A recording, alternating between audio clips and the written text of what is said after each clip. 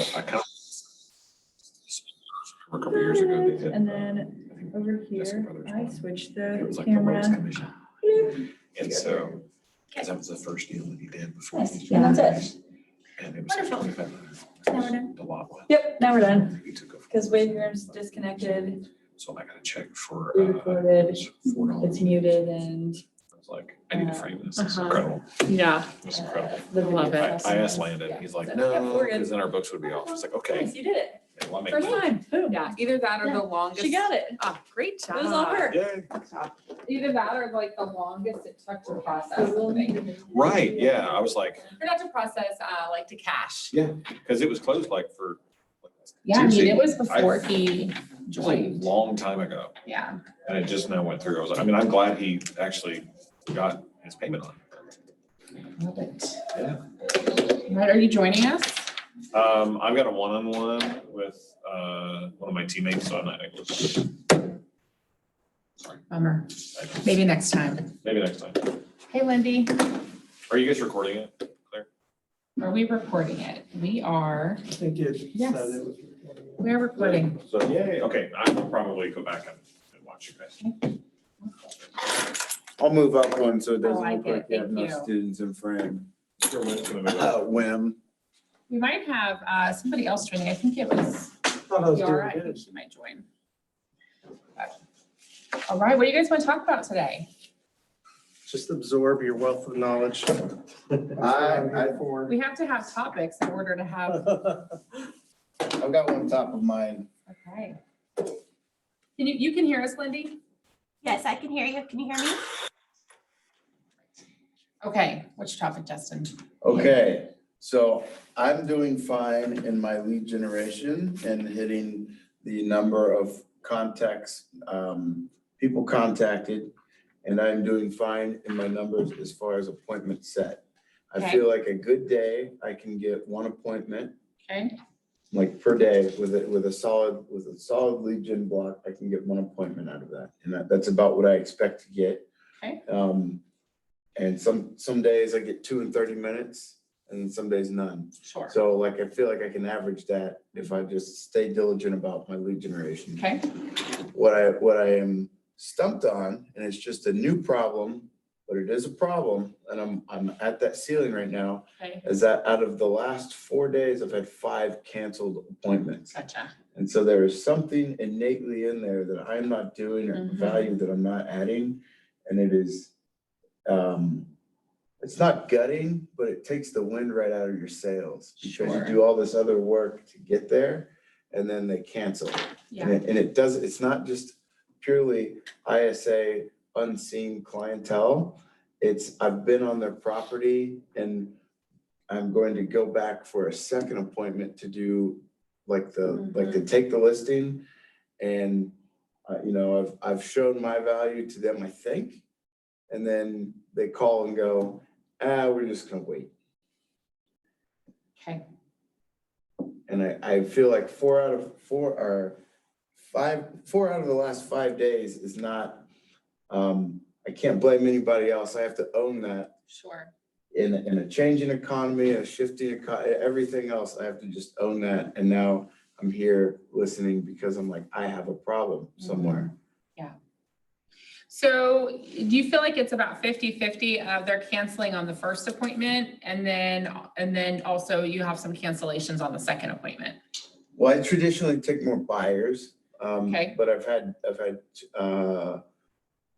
2 or 3 sellers cancel on the first appointment and like 2 or 3 cancel on the Okay. second. Okay, so when you're setting the appointment, how far out from the phone call when you're setting it is the in-person meeting? That depends. Mhm. Sometimes it's that day. Okay, And then sometimes it's a week because of their schedule or a week Sure. and a half. yeah. So there's a couple things. A good rule of thumb is that if you can get the appointment within 48 hours, you have a much higher chance of the appointment holding. So there's kind of a 2-day rule.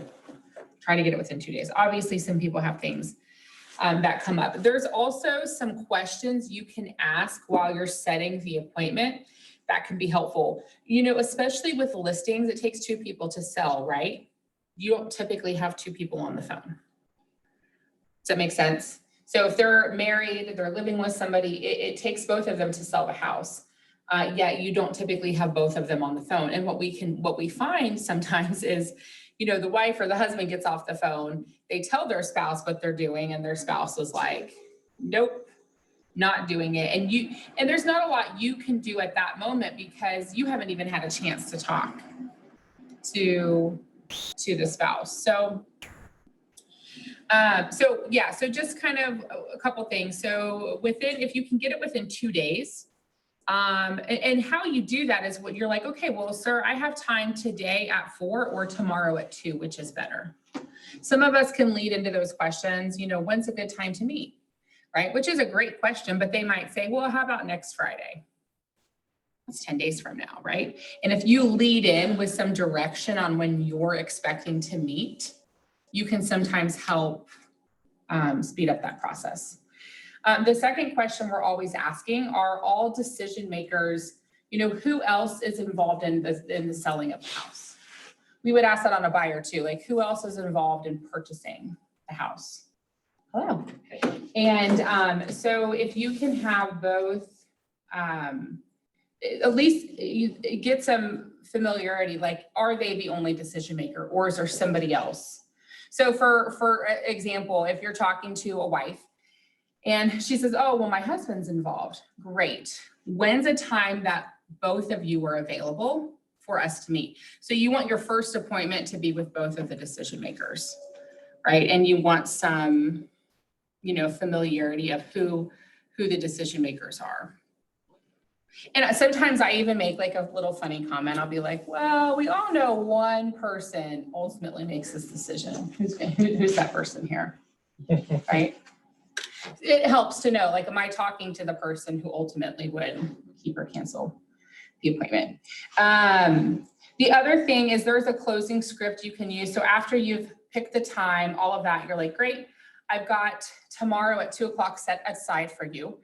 Which means I'm not going to give that time to anybody else. Is there anything you could think of that would come up that would keep you from holding that commitment? See what they say. That can help draw out any objections or things that you might run into that would cause them to cancel. Would you repeat that? Is there any? So we've set aside a time for you. Is there anything you can think of that would come up and cause you to not be able to hold that commitment? You know, if you can use the word commitment with appointment, that can help solidify it. And what we would also do too, so if say I was setting an appointment today for tomorrow or Saturday, when I sent them, I typically will text them unless they've said they prefer phone call. I would typically text them the morning of their appointment, and I'm just going to remind them, right? I'm not going to ask them if today still works. I'm going to say, hey, Susie, just a reminder, we have an appointment today at noon. Curtis is super excited to meet with you. And you just leave it at, I'm reminding you of the appointment. You call them for a reminder? I text them for a reminder. Okay.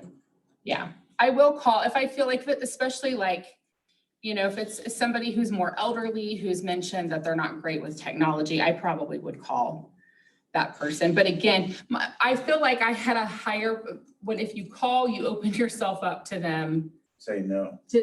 And to start pushing back again. And if you just text and you're like, hey, we're so excited to meet you today at noon, like just reminding you of that appointment, we seem to get less pushback that way. For us too, so when you're setting your own appointment, it's probably not as big of a deal. If you're setting an appointment maybe for Mark or somebody else on your team, we always have that listing agent. They actually will call before they go out and introduce themselves. And be like, hey, this is Curtis. I know Claire told you, you know, I would be coming out tomorrow. I was going through all of your information. I just have a couple questions. Do you have a minute? Can you say that script one more time? Hey, is there anything that could come up between now and then that could? Yeah, so we have 2 o'clock tomorrow set aside for you. Is there anything you can think of that would come up that would cause you to cancel your commitment.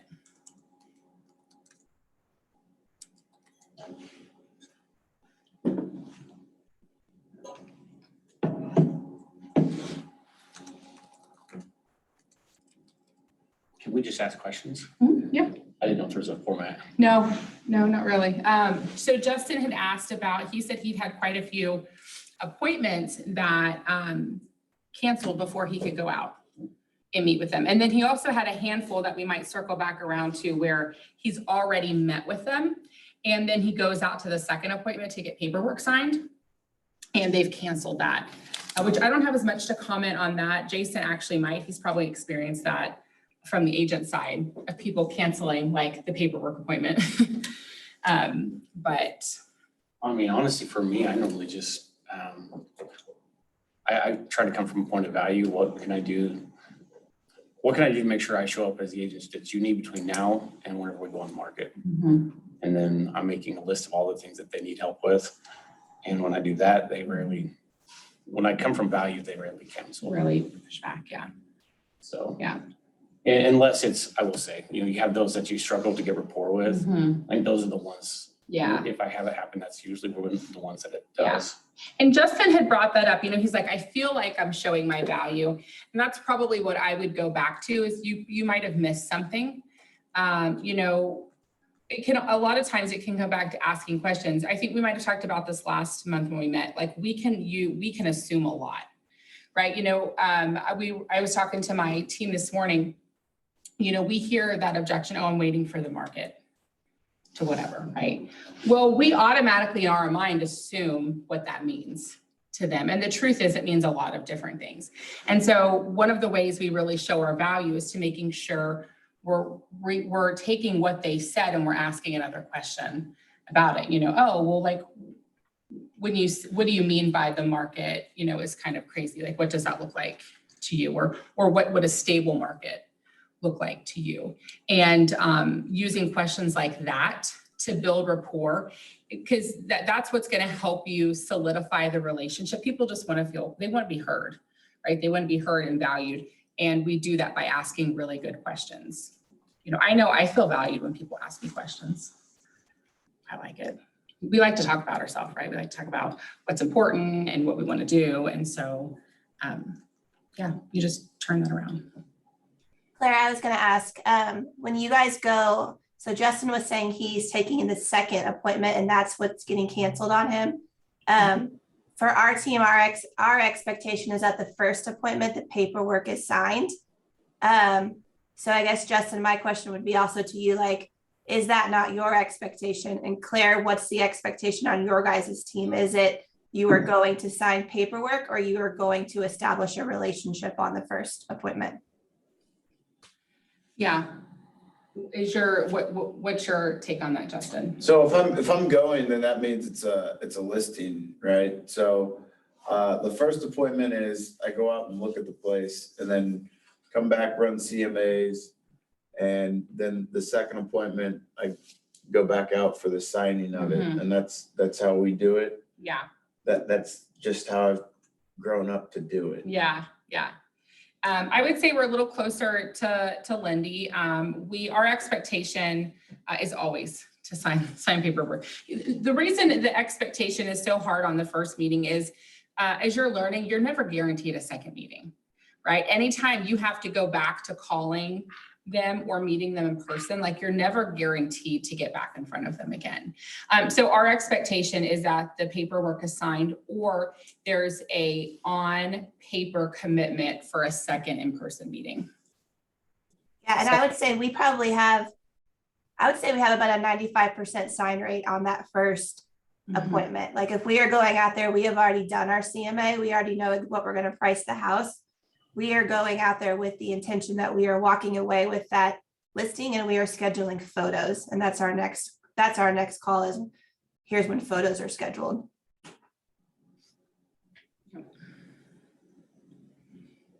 I would say too, like some thoughts on that. Like Lindy, how many would you say are more of like met appointments? Like, do you have that 95% on unmet? Because I think if I remember right, Justin, you're doing a lot of cold calling. You know, like he doesn't have any prior, I would say the reason I ask that is the closer to a MET it is, or a referral from a MET, I do think that that process is easier when you're calling them out of the blue, right? They don't know you and you're building a relationship. You know, I do, not that it's not possible, but I do find it more challenging to get everything done in one. Like you have to have hit the jackpot and they're just like ready, willing, able, and like ready to go. Otherwise, you know, you just called them yesterday and talked them, you know, you told them about the market and they're like, oh yeah, maybe I will sell. You know, so I think for him, he still has people that are still like wrapping their mind around, is this really what I want to do? Yeah, I mean, that makes sense. A lot of ours, I mean, Doug's been in the business for a while, so a lot of ours are repeat and referral, or coming to us from like a referral like agency. But also on the other end of, I mean, the ones that are, we have never met them before. If Doug is not the one taking the listing, then Doug goes with our agent to the listing. And I don't know if you guys have met Doug, but he has a pretty high conversion rate. So I think that he's establishing his relationship and he's getting the paperwork signed all at the same time. So I would say our sign rate's pretty high, both on Mets and unmets. That's awesome. Great Yeah. job. But on our unmets, like there is generally 2 agents there. Just depends on like which agent it is, but usually Doug goes with them. And that's what's expected on our team, is that he's usually there. He doesn't take all the listings, but he is there for the first appointment. Okay. Very good. Claire, what is the biggest challenge you're facing right now? Biggest challenge I'm facing, answer rate. So, getting our numbers to not show up as spam on a lot of cases. So just getting people, the answer rate is a big one. And, you know, trying to diversify where we get names and numbers. How are you overcoming that? We're trying a lot of things out. We've gotten some new numbers. We're trying to switch up our number a little often. We do a lot of call with a text drop. So we don't leave voicemails very often anymore because the text will get delivered more likely. Even if we show up as spam, our text will still go through. And so we're doing a lot of call text drops to try to convert that. And honestly, we're having to just call more people. Like it's taking more dials to get the same results. Yeah. And at some point you run out of time in the day. So we're always working to bring that back to where we would like to see it or better. Because obviously, you know, more dials is great, but there's a threshold.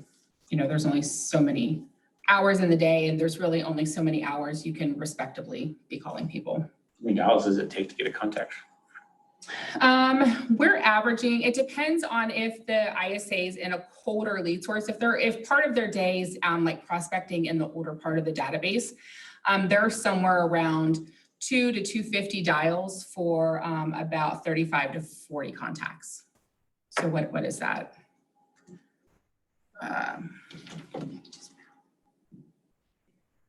Might have a math whiz in here, but it is not me. 2 to 250 dials per contact? Per what? So it was about, let's do 2. About like 15%. Let's do 7%. 40. At 35. Yeah, divided by 250. If I go on the high end of both of those, it's a 16% answer rate. There were times a year or two ago, especially for our more seasoned ISAs, that they would average a 40-45% contact rate. What changed? What do you think changed? Is that when like people were working from home, you think? It was towards the beginning of that time, but before that. Oh. I mean, that's when it was at the highest in the last 4 years. I've been here. Back when I was full-time, I was more like 30, 35. I think part of it is the market. Like, I think people are more reluctant to do anything, you know, unless they have a really immediate need.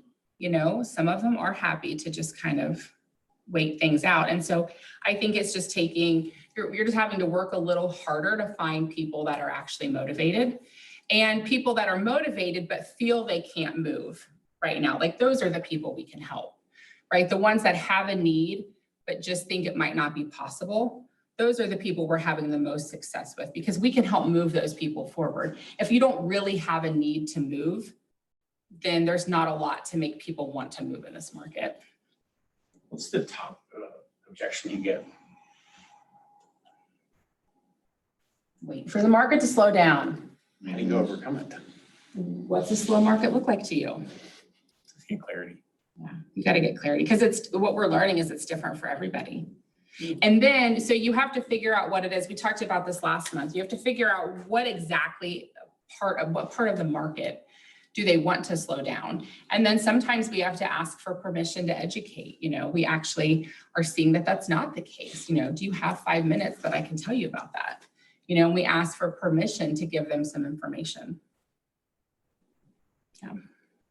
So, but yeah, I mean, finding the people that are motivated, but yet are scared, those are the people we're able to help right now. You know, if they're just like, oh man, I would love a fancier house, but I mean, the house is big enough, like it's nice enough. Like, you know, there's not a lot like, you know, you can start going futuristic with them, you know, oh, like, well, how long would you be happy there? You know, at what point would this house not make sense for you? You know, you can go a little futuristic and see, like, are they thinking 12 months from now or 5 years from now? You know, just to kind of gain some clarity on how to follow up with them. But yeah, just trying to pull out of people what might actually motivate them to move. That's challenging. Lindy, you got anything? So one of the things I wrote down was getting referrals, both incoming referrals and outcoming referrals. I know you guys have your expansion groups that you've also done. I would almost call them like desktop referrals. Like, how can I send referrals, like get the referral to send to other people and just collect the check? That makes sense? Like, I know that there's like people who like just work like Messenger and they basically find out, you know, like where people are moving to and they send the referrals out. So I guess, do you guys do much of that or have anything to share on that? I don't. Does anybody else? Anybody else? And I mean, I probably do. I know if I don't know, I think Mark does a lot of that, honestly. Yeah. He gets a lot of referrals in and out, but Mark Stewart? He's like the master at that. he is the master at it. Yeah. I know. Lindy, can you repeat your question? Because I watch him do this stuff like day in and day out. Like what? So I call it desktop money. Like basically I'm sitting here on the computer, like let's say I run an ad and somebody wants to move to like St. Louis. So I connect them with a referral in St. Louis, or I run an ad in California. So then I connect them with an agent in California. And literally all I did is write an ad and collect the information and refer it out. How does he do that? Does he do that? Or is all of his like being referred inside of a Facebook group? I mean, there's definitely some of that going on. Like it's like he's big into Facebook groups, and I mean I don't think that this is any secret. It's just groups we can all belong to.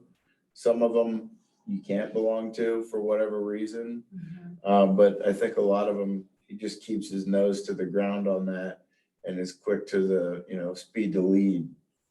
And then after a while, people just start calling him by name. I think he also farms those groups. Like with Bold, I mean, he goes to more Bolds than anyone I know. And then he's active in the conversation inside the group. Like to him, I think that's his farm, isn't it? Yeah, Yeah. I would agree. He's super active. And I've ran into him at like mega camp and family reunion, and he spends a lot of that time meeting up with those people I know. that give him a lot of referrals. So he does, I think he does a great job, but I do think he puts a lot of time and energy into it. I mean, he was gone for like the first all weekend and then the first half of this week down in Austin at a thing. Yeah. And then he's gonna do Bold two or three times within 1 year. Yeah. This year, just Yeah. always meeting people, always out. Yeah. So he's farming agents. That's what he's doing. He's going after the agent, not the client. Is that fair? Yes. Yeah. I Yeah. would agree. And I think, I mean, Lindy, what you're talking about isn't any different. You're just taking care of the lead like you would any other lead. You're just, you know, once they're ready, you're just connecting them with an agent in that area. So, I mean, I would say you run your ad and then it's just speed to lead and you work the lead like you would any real estate lead. Okay. On the back end, I need to create the relationships with the referral agents. Yeah. Yeah, it makes it like less desktop money though, because he is out doing that. And I mean, you know, it's like real time and effort and money to go to Austin, Texas. Sure. Yeah. And I think finding the agent is probably the easiest part. You know, the internet makes it pretty easy to figure out, you know, it depends on what's most important to you, but either getting a referral to somebody in that area or, you know, who's got the most reviews, like who gets the most like positive reviews. You know, that's a pretty easy way to start if you don't have, you know, somebody to refer you there or connect you. I have agents from other areas that send me birthday cards. They send me a message on like Facebook every quarter. Like I have some agents that constantly reach out to me. Every time I get one, I'm like, man, you've got it together. I know, I'm like, I wish I could do I'm that. always jealous. I'm like, man, that was such a good idea. Yeah, I've got one. I think he has an expansion network of some sort, but he sends me a birthday message like 2 or 3 days before my birthday every year. It's cool. Yeah, so. What else you guys got? What's the one piece of advice you would give to a new agent that's maybe in their first year that is looking to really just blow up? What is, as being like a master of setting appointments, what is the biggest piece of advice you would give to that agent? My advice would be not to master the appointment, master the consistency and the conversation. What do you mean by that? So master the conversation, like learn how to have a good conversation and ask good questions to people and track it so that you know how many conversations you're having every day. Like, don't let your mind, like, don't just say, well, I'm going to talk to, so I guess what I see is people aren't consistent with their lead gen. That's what I'm trying to say. So consistency with your lead gen, make sure that you're asking good questions. Like we're not keeping everything surface level, we're not assuming, and that we're making the right amount of contacts every day. You know, the MREA says to talk to 20 people a day, you know, and I would say write it down because you will tell yourself you're talking to 20 people and you're talking to 10. Just like I tell myself I only ate 1,400 calories today, and I know I ate more than that, right? We all lie to ourselves, right? So I would write it down, and Bold has the script, you know, Bold's got the sheet with the 20 contacts on it, but be consistent, do it every day and track it. And, you know, don't get sidetracked. Like do your 20 conversations, go find 20 people every day and talk to them about real estate. You said have good conversations. How do you know if you've had a good conversation? That's a good question. How do you know if you have a good conversation?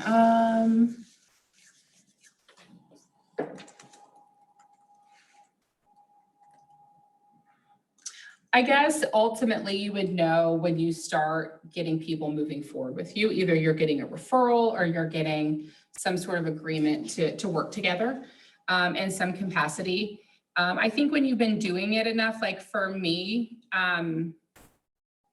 you can sometimes hear, when I hear somebody's voice change and where they're actually leaning into the conversation versus leaning out of the conversation, that's a win for me. Like if I feel like they're leaning into my conversation and they're not trying to pull away from me, you know, to me, that's a win as well. But ultimately it'll show up on the scoreboard. You know, at the end of your first month, did you get at least a couple of appointments? You know, that would be a win. Next month, did you get at least a couple more appointments, right? Are we getting a little bit better every week or every month? What lead source would you go after first if you were a new agent to get your 20 contacts? I mean, sphere. I mean, I would go after your sphere. And if you feel like, so I'd go after your sphere and then I would tell you to go a little bit deeper. in your sphere because you probably know more people. And then I would say door knocking, open houses, anything where you, especially if you're a boots on the ground agent, anything you can be face to face with people. But those would be the places I would start. And then, if you have to do a circle calling or if you have to do something like that to try to hit your contacts, that would probably be my last suggestion. But I would do all the sphere, social media, and then go to like door knocking and open houses where you might actually get a listing or might actually get a good buyer lead.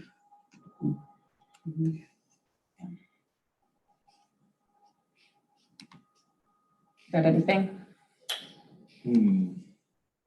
Well, I just came in the last couple of minutes, but I heard some good stuff. I like what you mentioned about if you can tell if people are leaning in or leaning out of the conversation. What's something you could say that would cause them to lean in? I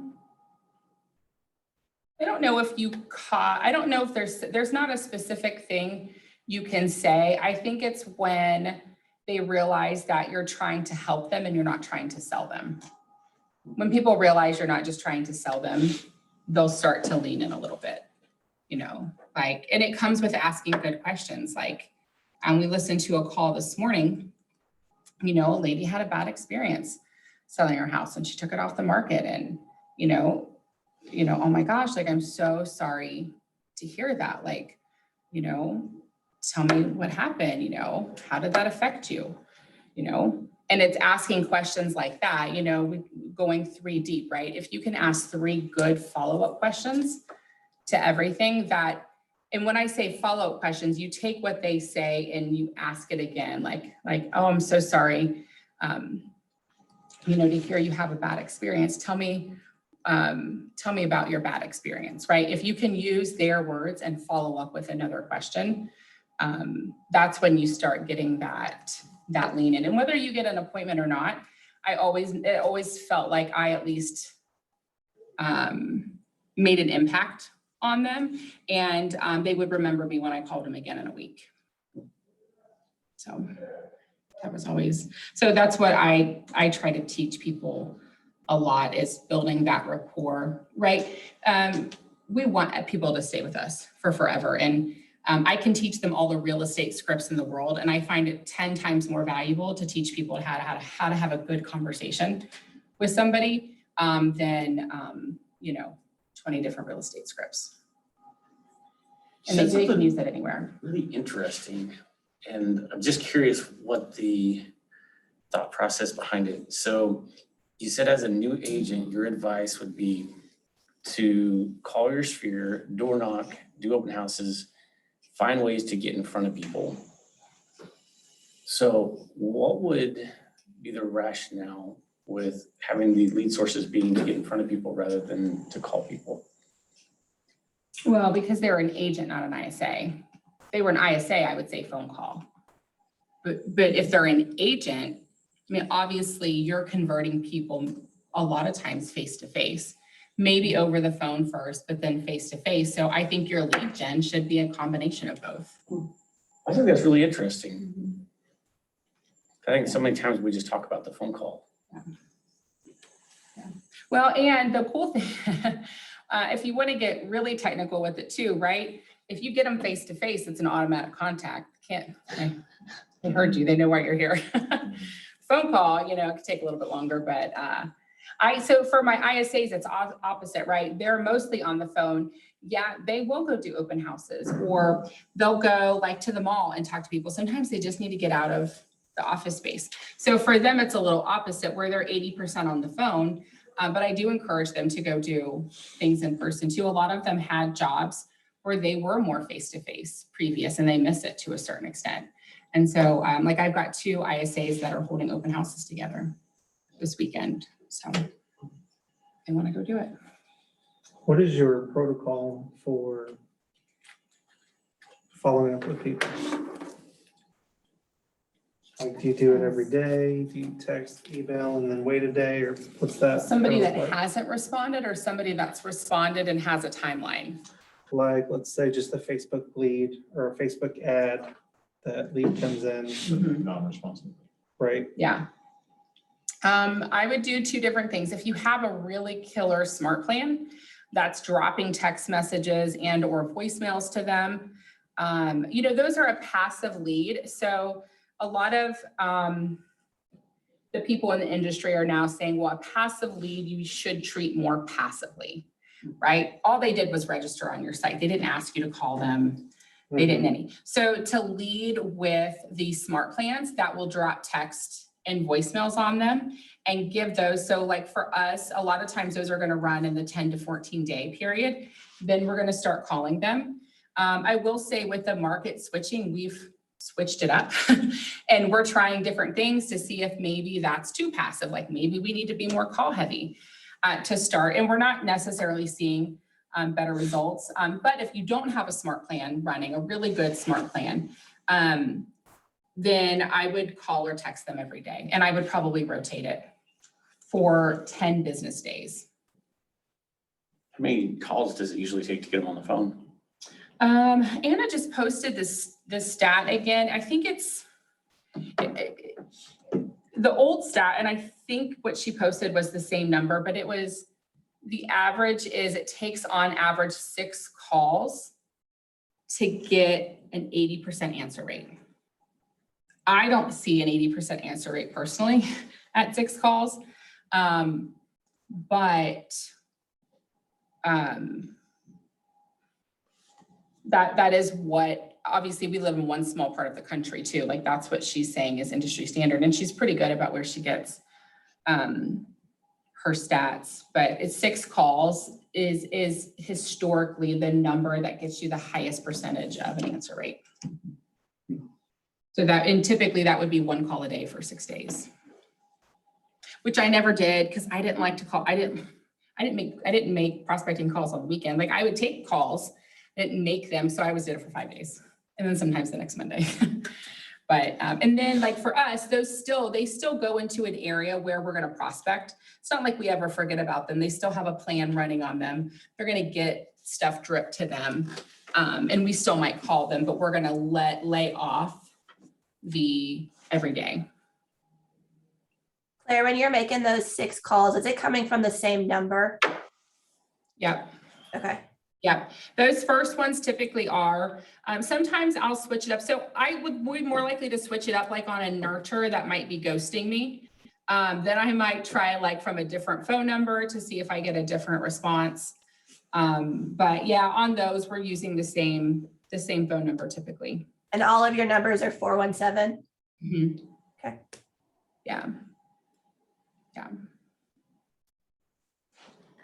Except for at our expansion locations, we have numbers specific to those locations, but yeah.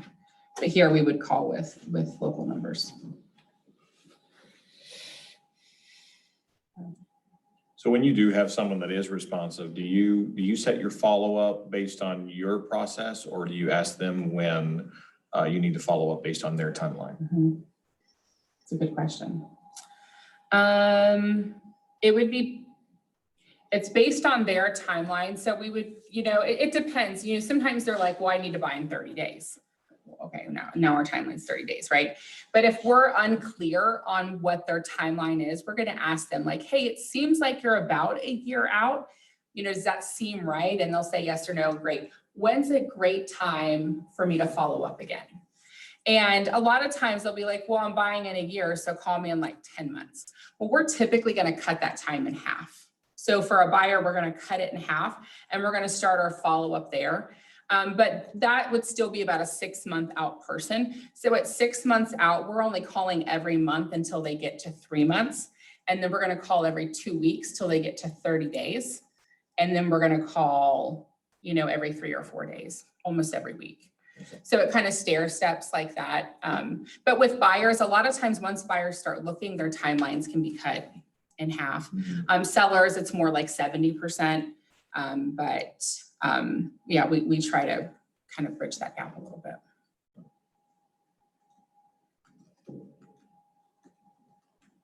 All right, we got 15 minutes left. What else do you guys have?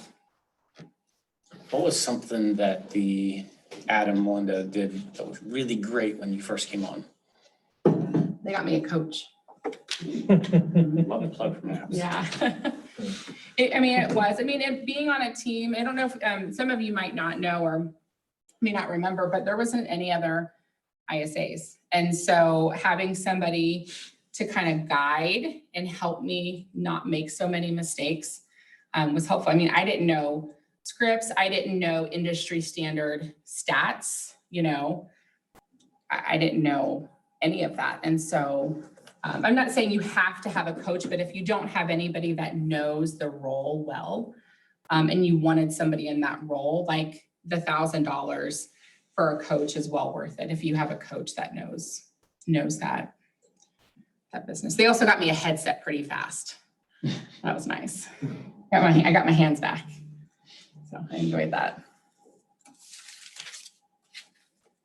At what point did you feel the shift from working in someone else's business to really owning kind of your part? That makes sense. Because I'm sure you got to a level where it was less, looking for what I should be doing and more, now I know where I'm at. Yeah, it was tough. And you had to kind of bounce back when it came from when I started. There was a little bit of a shift when I went to like half lead gen, half managing the group. And then, so there was a switch there, trying to figure out what you're doing in both areas. And then to go all the way out of production was another one. And I would say I'm still figuring it out.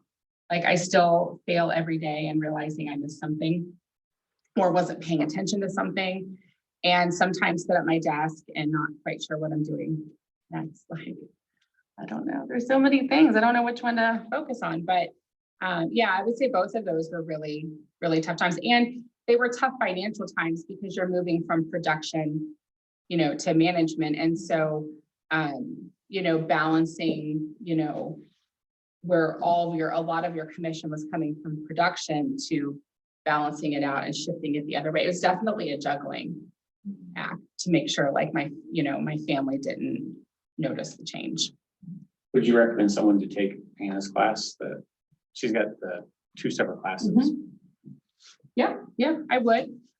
Especially if you don't have, like I said, anybody with any, ISA resources. My one thing, the difference between that class and a coach is really just the one-on-one piece you get. Like you're going to get tools and information, but it's not going to be that one-on-one time. Like, okay, you have this, how do I implement it? Like, how do I actually do it? And that would be the difference. If you just think you need the overall information. Justin had mentioned taking it. Did you end up taking it? Anna Kruger's class? The ISA class? Was that, I'm taking one online. Okay, yeah. Are you liking it? Yeah. I've got two, and they're both Wednesday back to back. One of them's like a maps mastermind class, and the other one's an ISA class purely. Yeah. What's the biggest thing you've gotten out of that class so far? The map scripting for ISA is awesome. Yeah, and how it's Emily. Emily Baker? Yeah. Okay. Yeah, and like how she presents the script, and like the subtleness in the script beyond just the black and white text is awesome. So is that the ISA class, or is that the script off, or what is it? Rumble, the role play rumble. The role play rumble. It's ISA. It's an ISA. Maybe I don't know. I didn't know that. Maybe she teaches an ISA class too. Don't know. But what do you think a fair expectation is for a new ISA in terms of I know a good general rule is, it takes 18 months for any role to kind of get to where you're there. Like what would be a fair expectation set for someone that is taking on that role in terms of when they could start seeing obviously not mastery, but more direct results from their efforts? Yeah. So I would say it's probably a little different from everyone. We were very consistent about getting commission checks in the third month. Okay. So it might not be thousands of dollars, but they're at least going to have 1 or 2 closings by month 3, and it should stair step up every month. And our goal is to have them by the 6-month mark to be consistently getting 12 signatures a month, which 12 signatures a month will typically net them 10 closings. And then they'll continue to go up from there. But 10 closings, you know, is a pretty middle of the line income that most people want to get to feel safe, and then they'll push their business up from there.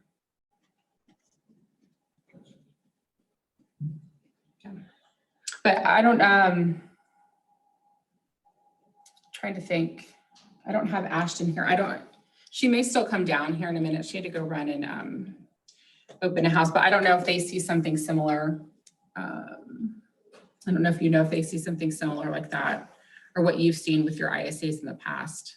As far as signed to, When they start getting commission checks, like from when they start to when they start getting checks. 6 months seems to be like, Mhm. it can be 3 months, but really takes 5 or 6 months before they really start to see something. Mhm. It just takes a while. I mean, think that you got to build a pipeline, and Mhm.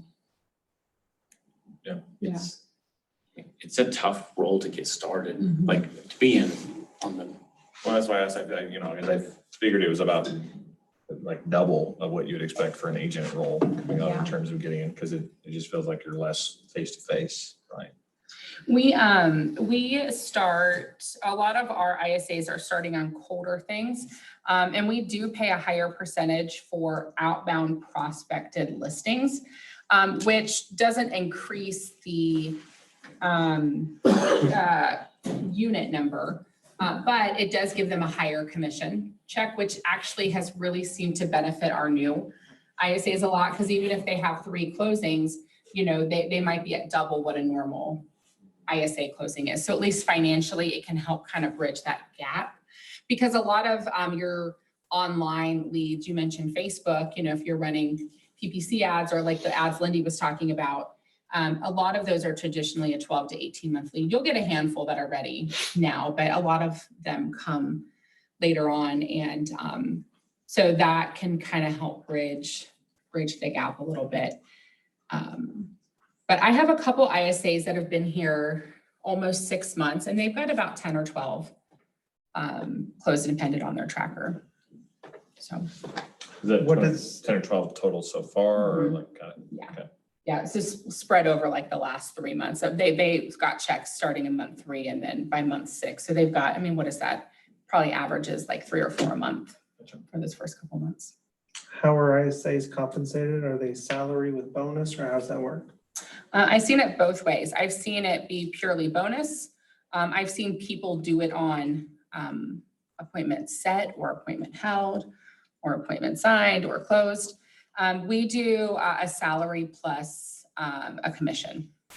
So, and if you want to know exactly what that is, you can just message me offline. I'd be happy to share. But I think that's probably the most traditional, is some sort of salary or hourly compensation with a bonus or a commission. Yeah. How do you keep your ISAs from getting burnt out? We had ISA Appreciation Day yesterday. They got sushi. They got a beautiful video from everybody on our team. Some sake. Oh, no, we didn't do that. But we wanted to. We got donuts. So we have some group threads, and everybody on the team is really good about giving credit where credit's due. You know, a good shout out goes a long way to helping people. We're pretty flexible with time, and I think that can help the burnout. If somebody's like, man, I need to take tomorrow off, like I'm just done. Like this is the week, we can sometimes work with that, I think we do a good job of talking about things too, like, man, this came up. And I think just being able to talk about it and like kind of release it that way can go a long way. And I think some of your best ISAs are people that they don't take it personal, right? So a lot of us, I said this yesterday, like we all have a slightly weird sense of humor where instead of being upset or hurt by something, we find it a little bit humorous and it helps us move on. Like it's just not, you know, somebody yelled at us about this. Like, can you believe that? Like, ha, ha, ha.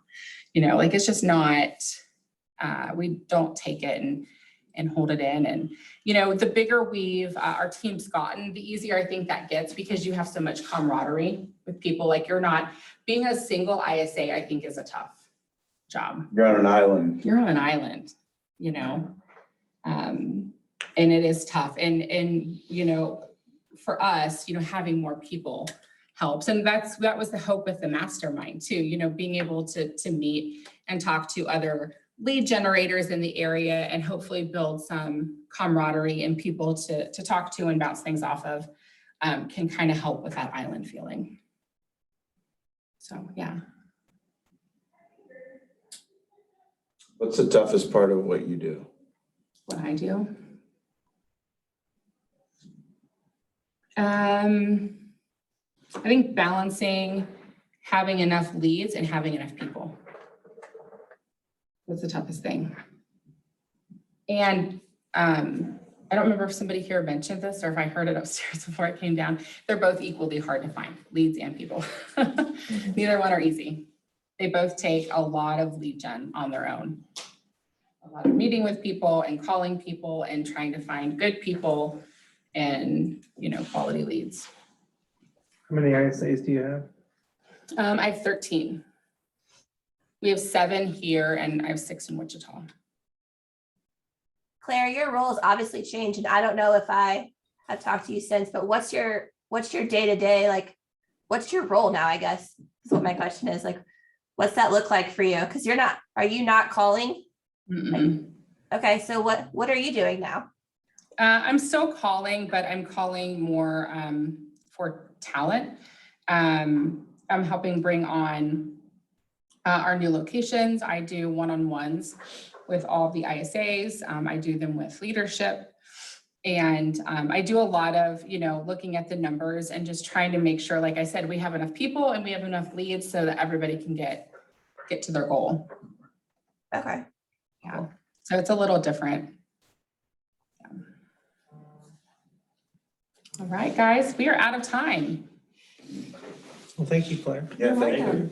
You're welcome. If you guys need anything, you can call or text me. And then do we like this monthly? Do we want it less often? Monthly? Keep monthly then. I look forward to it. Like, Good. I'll look at it about a week out or so and go, Yeah. don't miss that. Ready to go. Yeah. I love it. Okay. It's good to see you all. Lindy, thank you. Thank you. Talk to you soon.